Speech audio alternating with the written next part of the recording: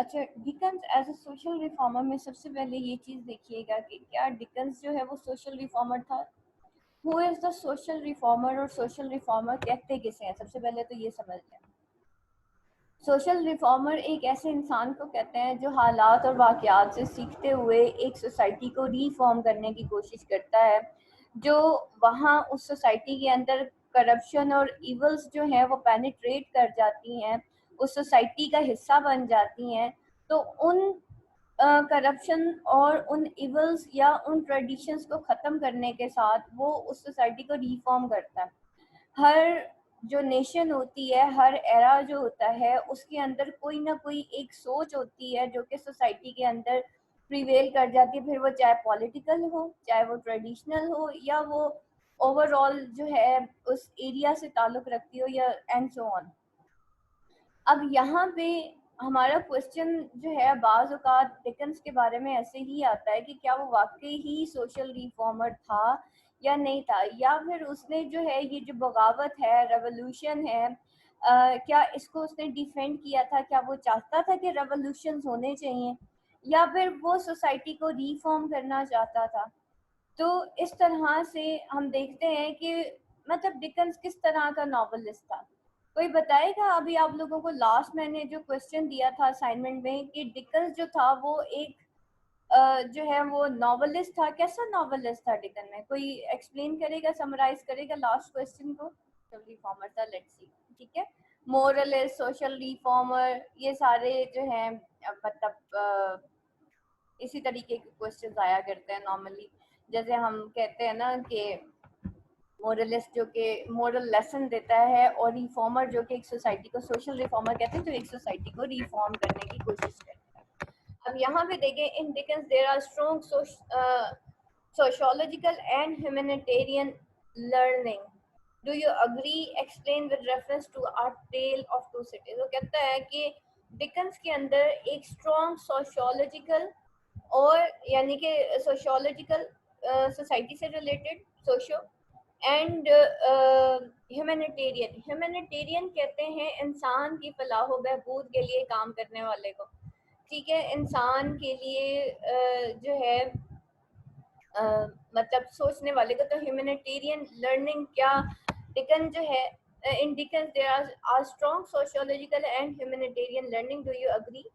Explain with reference to tale of the two cities. क्या आपके ख्याल में इसमें सोशलॉजिकल और ह्यूमैनिटेरियन लर्निंग है, या फिर ये एक स्टोरी है जिसके अंदर ब्लड शेड्स हैं, कत्लो गारत है, और जिसके अंदर सिर्फ लेबर क्लास ने जो है वो किल कर दिया है जितने भी जैसे कहना चाहिए लैंड ऑनर्स हैं उनको? तो क्या आपको लगता है कि इसके अंदर कोई सोशियोलॉजिकल या ह्यूमैनिटेरियन लर्निंग है? फिर है उसके बाद write a note on Dickens as a social reformer. कि डिकन्स पे नोट लिखें as a social reformer. Corruption, vices and evils were running rampant in every nook and corner of the Victorian society, and the novelists took upon themselves a self-imposed responsibility to eradicate those evils. Among these Victorian novelists, Dickens was the greatest social reformer who used his pen to root out the evils of the Victorian society. और अब corruption, vices और evils जो हैं वो हर nook and corner of Victorian society में prevail कर गए थे।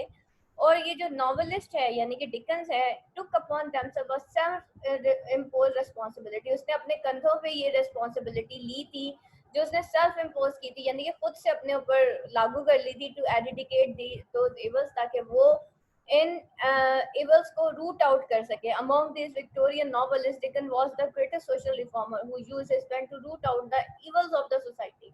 और डिकन्स जो है वो ऐसा ग्रेटेस्ट रिफॉर्मर था जिसने अपने पेन को यूज किया ताकि उस विक्टोरियन सोसाइटी से इन इवल्स को वो रूट आउट कर सके।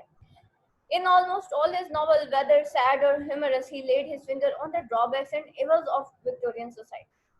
और तमाम अपने नॉवेल्स में, चाहे वो सैड हैं या ह्यूमरस हैं, उसने इवल्स ऑफ विक्टोरियन सोसाइटी को टारगेट किया है। Dickens was a humanitarian novelist. In the Victorian society, Dickens became very popular because he used his pen for pathetic condition of the poor factory workers. एक humanitarian novelist था, और Victorian society के अंदर विकम जो है वो इसलिए बहुत ज़्यादा पॉपुलर हो गया था, फेमस हो गया था, क्योंकि उसने अपना pen pathetic condition of the poor factory workers के लिए यूज किया था।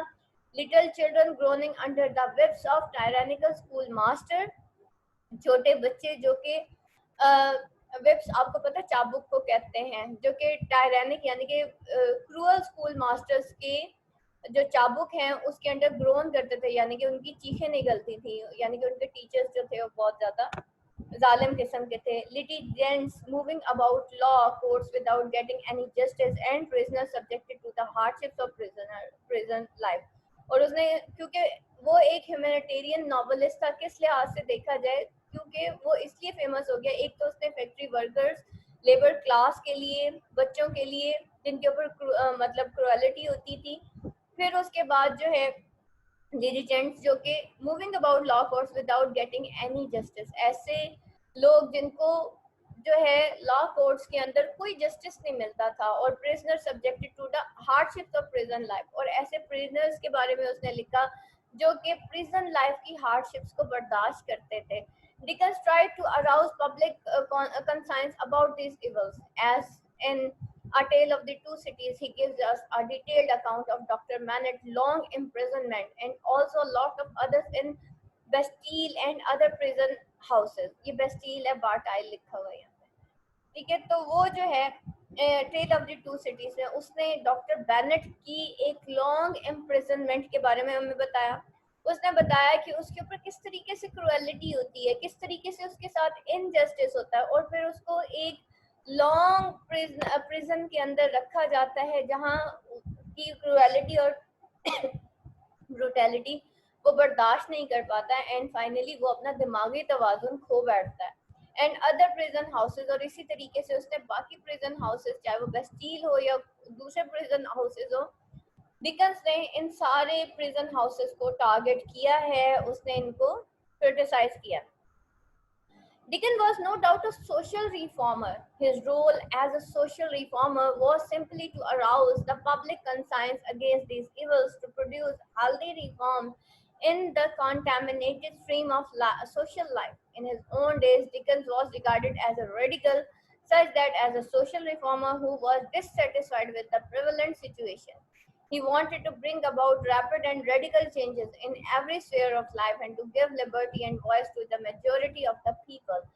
डिकन्स जो है वो ना सिर्फ सोशल रिफॉर्मर था, बल्कि उसने अपना सोशल रिफॉर्मर किस लिए वो सिंपली टू अराउज क्यों यूज किया वो रोल अपना, ताकि वो अराउज कर सके पब्लिक कंसाइंस, यानी कि लोगों के ज़मीर को against the evil, to produce healthy reforms in the contaminated stream of social life, ताकि वो जो है इन इवल्स को, यानी कि उन्होंने उसके ज़मीर को जगाने की कोशिश की, ताकि जो ऐसे इवल्स जो कि प्रोड्यूस हो जाते हैं, to produce healthy reform, sorry, against these evils, ताकि वो कंसाइज उनके ज़मीर को जगाए, उनको अवेयरनेस दे, उनको सेल्फ अवेयरनेस दे कि किस तरह के इवल्स जो है वो हमारी सोसाइटी में प्रीवेल कर चुके हैं, ताकि वो एक हेल्दी रिफॉर्म्स जो है वो एक कॉन्टेमिनेटेड, यानी कि एक polluted stream of social life के अंदर वो एक हेल्दी रिफॉर्म्स जो है वो पैदा कर सके।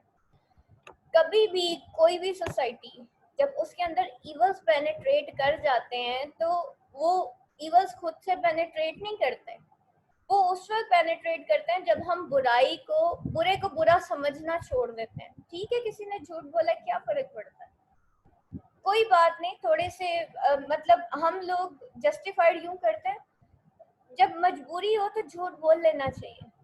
क्या है कि हमने बुरे को बुरा समझना छोड़ दिया। तो जब भी हम, same as the case with the injustice, जब भी बात आती है ना अदालतों की या किसी केस की, तो हम एक ही चीज बात कर देते हैं, पाकिस्तान में तो जस्टिस मिलता ही नहीं है, और इस वजह से हम जस्टिस की कोशिश करते भी नहीं है। ठीक है, तो दैट इज द थिंग कि सोसाइटी के अंदर पे ये इवल्स जो है वो प्रिवेल कर जाती हैं, इंसानों के दिमाग में एक चीज बैठ जाती है, चाहे वो वहम है या वो ट्रेडिशन है या वो सोच है उस वक्त की, कि वो फिर उसी तरीके से रहती है, फिर उससे आगे जाता नहीं है। हम लोग अपने ऊपर लेबल लगा लेते हैं कि बस ये सोसाइटी ऐसी है और हमें ऐसे ही जीना है, तो हम भी फिर प्रोग्रेस करना छोड़ देते हैं। तो that is the same thing यहाँ पे वो बताता है कि किस तरीके से उसने पब्लिक कंसाइंस को उसको क्यों अराउज करने की कोशिश उसने की थी, क्योंकि इट मीन्स कि वहाँ की जो सोसाइटी थी वो शायद सोई हुई सोसाइटी थी, उसके अंदर सेल्फ अवेयरनेस की कमी थी, उनको पता नहीं था कि ये वाकई इवल्स हैं या नहीं है, यानी कि बुरे को बुरा समझना छोड़ दिया जाता है जब एक सोसाइटी के अंदर। इसी तरीके से इन his own day Dickens was regarded as a radical, such that a social reformer who was dissatisfied with the prevalent situation, और अपने ही दिनों में डिकन जो है उसको एक radical as a radical regard किया जाता था, यानी कि एक ऐसा सोशल रिफॉर्मर, रेडिकल किसे कहते हैं, एक ऐसे सोशल रिफॉर्मर को who was dissatisfied with the prevalent situation, जो कि उस वक्त की जो prevalent situation थी, जो उस सोसाइटी का हिस्सा बन चुकी थी, वो उस जो सिचुएशन से बिल्कुल डिससेटिस्फाइड था। He wanted to bring about rapid and radical changes in every sphere of life and to give liberty and voice to majority of the people.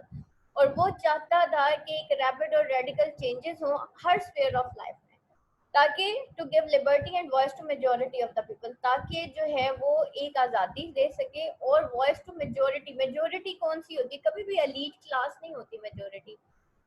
Majority हमेशा मिडिल क्लास होती है, सबसे ज्यादा लेबर क्लास होती है और गरीब लोग होते हैं। जो मेजर जो है हमारा पार्ट होता है ना, एलीट क्लास कम होती है, गरीब तबका ज्यादा होता है, मिडिल क्लास उससे कम होता है और सबसे कम एलीट क्लास होती है। तो मेजोरिटी हमेशा आपका जो लेबर क्लास होती है वो होती है। However, on the whole, Dickens had no clear program of social reform. He had no clear knowledge of history and does not understand the origin of many social institutions and custom of his day. बेशक deacon जो है उसका कोई clear मतलब एक vision नहीं था उस सोशल रिफॉर्म, ना ही उसका क्लियर नॉलेज था अबाउट द हिस्ट्री, ना ही उसको वो अंडरस्टैंड करता था बहुत से सोशल इंस्टीट्यूशन और कस्टम्स ऑफ द डे, यानी कि उस वक्त की ट्रेडिशंस को वो नहीं अंडरस्टैंड करता था। Dickens did not have a thorough knowledge of problem that faced the people in his age. He was not in touch with the rapidly changing social condition. However, he believed that English nation was constantly progressing about, but only a certain section of society was neglected. जबकि वो ये believe करता था कि ये जो English nation है वो कॉन्स्टेंटली प्रोग्रेस तो कर रही है, लेकिन कोई एक सर्टेन सोसाइटी है सिर्फ जो कि was neglected, जो जिसको के neglect किया जा रहा है। He was not even a democrat, for he believed that to be governed was in the interest of the people. और जो है he was not even a democrat, वो एक डेमोक्रेट भी नहीं था, क्योंकि वो बिलीव करता था कि to be governed was the interest of the people, कि पीपल का इंटरेस्ट क्या है, टू बी गवर्न, कि उनको उनके ऊपर कोई मतलब कोई हुकूमत करे ना, to be govern. Only the governor should be wisely chosen, और इस वजह से जो गवर्नर्स हैं वो वाइजली चोजन होने चाहिए, यानी कि उनको बहुत ख्याल से चूज करना चाहिए। The nature of Dickens' radicalism was consisted in profound sympathy for the people. Many of the social ills of the day came under the lash of Dickens. The various evils of industrial revolution, especially the employment of the child labor, have been highlighted.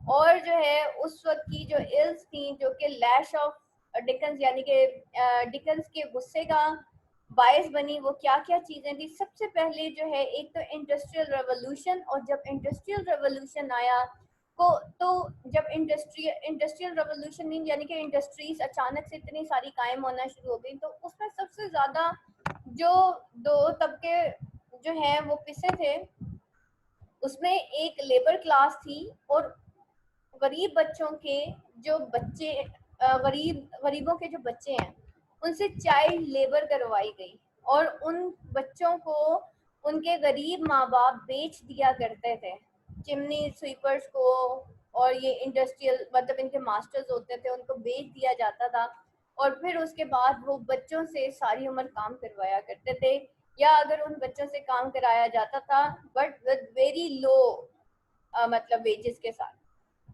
For example, in David Copperfield, there is a realistic picture of King Bench prison for debtor prisoners were treated like dumb, driven cattle more like wild beasts than human beings. The educational system of the day has also been satirized, and its horrors have been exposed in one novel after the other. The education was in the hands of private persons. The owner of such schools were themselves uneducated and did not know how to impart education. Their treatment of the boys was unsympathetic and harsh. अब वो जो educational system था उस दौर का वो कैसा था, वो भी सटाराइज, उसने सटायर किया उस पे। और उसके ऑर्डर्स भी जो है वो नॉवल के अंदर एक्सपोज किए जाते हैं उसके, मतलब हर नॉवल के अंदर। द एजुकेशन जो थी वो प्राइवेट पर्सन के हाथों में थी, जैसे हमारे आज के दौर में ऑनर जो थे वो स्कूल के, वो दमसेल्फ अनएजुकेटेड थे, और इस वजह से उनको नहीं पता था कि इम्पार्ट कैसे की जाती है एजुकेशन। आज के दौर की भी यही कहानी है। जितने भी बड़े बड़े स्कूल हैं, प्राइवेट स्कूल हैं, वो एजुकेशनिस्ट रन नहीं कर रहे, वो जो है बिजनेस क्लास रन कर रही है, जिन्होंने सिर्फ अपना पैसा बनाने के लिए कुछ रूल्स बनाए हुए हैं, और जिसके अंडर जो है टीचर्स को पीसा जाता है कि आपने बच्चों को इस तरीके से ट्रीट करना है just to collect the money. वो एजुकेशनिस्ट नहीं है। आप जिन प्राइवेट स्कूल्स के अंदर अपने बच्चों को भेज रहे हैं, वो सॉरी टू से वो एजुकेशनिस्ट नहीं है, बल्कि वो जो है उसको उर्दू में हम ये कहेंगे कि वो सेठ तबका है। सेठ तबका पता है ना, जो कहते हैं हम बैठ के खाएं और ऐश करें। तो उन उस सेठ तबके ने या उस बिजनेस क्लास ने जो है एक्चुअली आज भी जो स्कूल्स हमारे चल रहे हैं, जिनको हम ब्रिटिश स्कूल्स कहते हैं या ब्रिटिश स्कूल सिस्टम्स कहते हैं, एक्चुअली वो एजुकेशनिस्ट ने नहीं बनाया हुआ है। उनके जो ऑनर्स हैं वो कहीं से एजुकेशनिस्ट नहीं है, बल्कि they want to collect money, और इस वजह से इस तरह के रूल्स एंड रेगुलेशंस बनाए हुए हैं, और सबसे ज्यादा उसमें टीचर्स पिसते हैं। उसके बाद ही स्टूडेंट्स की बारी आती है। तो the honours of the school were themselves uneducated। तो ऐसे लोग जो सेठ तबका होता है या जो बिजनेस क्लास होती है, वो जो है हमेशा अनएजुकेटेड ही होता है, ठीक है। तो and did not know how to impart education. उनको नहीं पता होता कि एजुकेशन, उनको सिर्फ पैसा इकट्ठा करना पता होता है, उनको एजुकेशन का नहीं पता होता। Their treatment of the boys was unsympathetic and harsh. और उनका जो पहले जमाने में, आपको पता है पहले दौर में बड़ा पीटा जाता था स्टूडेंट्स को, तो ये उस दौर की कहानी है। अब पीटा तो नहीं जाता, लेकिन अब और तरीके से स्टूडेंट्स का बड़ा नुकसान होता है प्राइवेट स्कूल्स के अंदर, जो कि उनके पेरेंट्स को ये लग रहा होता है कि शायद हमारा बच्चा जो है बहुत अच्छी इंग्लिश बोल रहा है, वो पार्टिसिपेशन कर रहा है, तो शायद वो बहुत आगे जा रहा है, हालांकि ऐसा नहीं होता। Abuses of the legal system and delays in the meeting out of justice is also criticized by him। ठीक है, वहाँ का जो लीगल सिस्टम था, कानूनी निज़ाम था, उसके अंदर भी क्या था कि meeting delays in the meeting of justice. हम कहते हैं ये सारी बुराइयां सिर्फ पाकिस्तान में, यहाँ की अदालतों में इंसाफ नहीं मिलता। एक केस होता है वो पता नहीं कितना अरसा लटकता है, बाहर के मुल्कों में भी ऐसी होता है। तो ये देख लें, वो यहाँ पे भी उसी चीज को जो है वो बताया जा रहा है। We get a detailed account of working of the courts in his novel. He had, अब कोर्ट किस तरह से काम करती थी वो भी हमने नॉवल के अंदर देख लिया। हम फ्रांस को भी तो बहुत ज्यादा आइडियलाइज करते हैं, हम यूरोपियंस को बहुत ज्यादा आइडियलाइज करते हैं। कल्चर एंड एम्पेरियलिज्म के अंदर हमने क्या पढ़ा था कि हमें यूरोप को और अमेरिका को अच्छा बना के दिखाया गया, हमारे जहन में एक इमेज डाल दिया गया कि भाई वो नेशंस जो हैं वो बहुत अच्छी हैं, they are whites and we are the black. So कोई भी कौम जो है उसको गुलाम करने के लिए उस पर हमला करने की जरूरत नहीं होती। आप अगर उसको दिमागी तौर पे गुलाम बना लेना तो वो गुलाम है, और हमें दिमागी तौर पे गुलाम बना लिया गया, ठीक है। इसको भी इम्पेरियलिज्म ही कहते हैं। तो और वो किस तरीके से बनाया गया, एजुकेशनल सिस्टम के थ्रू। अभी कल परसों मैं एक वो देख रही थी फेसबुक के ऊपर, एक तस्वीर लगी हुई थी, उसके ऊपर लिखा था बाहर के मुल्कों में जब सर्दी होती है तो लोग जो है दरख्तों के साथ जो है ना वो जैकेट्स बांध देते हैं। तो नीचे कोई पाकिस्तानी था, उसने लिखा हुआ था कि मैं भी यूके में ही रहता हूँ, लेकिन मैंने आज तक किसी दरख्त के ऊपर सर्दियों में जैकेट बंधी हुई नहीं देखी। यानी कि ऐसी पोस्ट की जाती हैं जिससे ये पता चले कि यूरोपियन शायद वो फरिश्ते हैं और बाकी सारी दुनिया, या अमेरिकन एंड यूरोपियंस जो है वो फरिश्ते हैं और बाकी सारी दुनिया जो है वो बड़ी जालिम है, उनको ख्याल ही कोई नहीं है। हालांकि ये चीज़ हर जगह पे है। अगर दुनिया है, इंसान है, तो इंसान की जो नेचर है वो हर जगह पे है, वो पढ़ी लिखी नेशन में भी है और जो अनपढ़ है उसके अंदर भी है। So he had a first-hand knowledge of the legal system of the country, and among the most vivid of his character are the portraits of the professional figure from the lawyer's offices. Through such pictures, Dickens succeeded in focusing attention on many abuses of legal machinery of his day. As Mr. Shriver, A Tale of the Two Cities is a very sharp and clever practicing advocate. He is worldly minded and has a great love for money. दुनियावी इंसान था पैसे का, and marriage a window for the money, और एक बेवा से शादी करता ताकि उसको पैसा मिल सके। He also has self conceit and inflated ego, और उसकी जो है सेल्फ कंसीट, और मतलब उसकी अपनी एक सोच थी, अपनी फार फेच, कंसीट कहते हैं फार फेच्ड इमेजेस को, और फार फेच सोच को, एंड इन्फ्लेटेड ईगो, और उसकी अपनी एक जो है इन्फ्लेटेड ईगो थी, यानी कि ईगोइस्ट इंसान था, अपनी सोच तक ही महदूद रहता था। उसके बाद जो है Dickens suggests various remedies of social evils in public benevolence. For example, Charles Darnay in A Tale of the Two Cities was a rich man who feels very unhappy and dissatisfied with the prevailing aristocratic system of the exploitation of the poor tenants and farm laborers. That is why he gave up his claim to the family inheritance and migrated to England. अब यहाँ पे अगर हम देखें तो कुछ various remedies यानी कि कुछ इलाज वो बताता है इन सोशल इवल्स के in public benevolence. Public benevolence, benevolence रहमदिली को कहते हैं। तो चार्ल्स डार्ने जो कि एक रिच मैन था, जो कि बड़ा अनहैप्पी फील करता है अपनी prevailing aristocratic system of exploitation of the poor tenants and farm labours. Tenants मजरों को कहते हैं। मजरे जो होते हैं, ये जो लैंड ओनर्स होते हैं, उनकी जमीन पे आप देखते होंगे छोटे छोटे घर बने हुए होते हैं। वो उन घरों में टीनेंट्स रहते हैं, वो टीनेंट्स उन घरों में रहते हैं और वो लगान देते हैं अपने जो भी उनका लैंड ओनर होता है, और वो उनके खेतों को संभालते हैं, ठीक है। और जो फसलें वो बनाते हैं, वो पैदा करते हैं या उगाते हैं, उससे वो उनको पैसे देते हैं। And farm labours, that is why he give up his claim to the family inheritance and migrated to England. और इस वजह से उसको वो कहता है कि भाई मुझे ये फैमिली इनहेरिटेंस नहीं चाहिए, ये जायदाद नहीं चाहिए, और वो माइग्रेट कर जाता है कहाँ पे, इंग्लैंड में। And in the end he went to Paris to an appeal for the help of an old family worker and himself arrested. और एट द एंड वो क्यों पेरिस जाता है, सिर्फ इसलिए क्योंकि वो अपने ओल्ड फैमिली वर्कर की अपील पे वहां पे जाता है, क्योंकि उसको जब अरेस्ट कर लिया जाता है तो वो उसको छुड़वाने जाता है, लेकिन फिर फाइनली उसको खुद अरेस्ट कर लिया जाता है। Dickens is never tired of emphasizing that beauty of moral virtue is to be found in all classes, irrespective of birth and education. और Dickens जो है वो उसने कभी कोशिश ही नहीं की कि वो never tired of emphasizes, वो कभी भी नहीं थका कि वो emphasize करता, यानी कि उसने हमेशा एक tireless emphasize किया है that beauty of moral virtue is to be found in all classes, कि ये जो ब्यूटी है मोरल वर्च्यू की वो हर क्लास के अंदर है, इस respective of birth and education. हम ये नहीं कह सकते सिर्फ पुअर क्लास ही के अंदर मोरल वर्च्यू है या फिर रिच क्लास के अंदर मोरल वर्च्यू है, बल्कि उसने दोनों के अंदर ही इवल्स भी दिखाए और दोनों के अंदर वर्च्यू भी दिखाए। In the case of Sidney Carton, who was an idle, aimless young man without any ambition or any purpose in life, he rendered a valuable service to Darnay and saved his life by sacrificing himself and died as a heroic death and get spiritual resurrection. ठीक है। और क्या होता है कि Sydney carton जो कि एक इडल एमलेस यंग मैन होता है, अपनी जिंदगी उसने बड़ी एमलेस गुजारी होती है, लेकिन एट द एंड वो एक हीरोइक डेथ जो है वो जीता है और फाइनली उसको स्पिरिचुअल रिसरेक्शन मिलती है, यानी कि वो जो है स्पिरिचुअली जो है वो जी जाता है हमेशा के लिए। Dickens in short fights the battle of the poor, but he does so in his own way.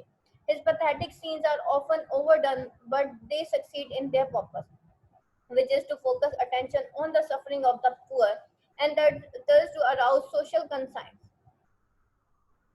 Similarly, his humor too has a serious purpose. He does not attack society directly, but indirectly with a smile on his lips.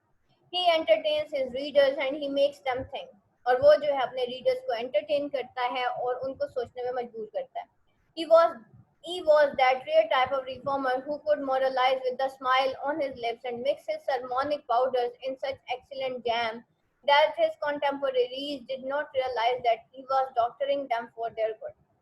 और जो है वो जो है he was that rare type of reformer, वो इंसान था या वो रिफॉर्मर था जो कि who could moralize, जो कि moralize करता with a smile on his lips, और फिर उसके अंदर वो sermonic powder in such excellent jam, यानी कि वो एक sermonic powder, in such excellent jam वो उसको मिक्स करता है, that his contemporaries does not realize कि उसके कंटेम्पोरेरीज कौन होते हैं, उसके जो हम असर होते हैं, उसके दौर के लोग होते हैं, राइटर्स होते हैं, कि that he was doctoring them for their good, कि वो उसको राइट डायरेक्शन में लेके जा रहा है, डॉक्टरिंग देम फॉर गुड, कि वो उनको एडवाइस कर रहा है या उसको राइट पाथ की तरफ लेके जा रहा है।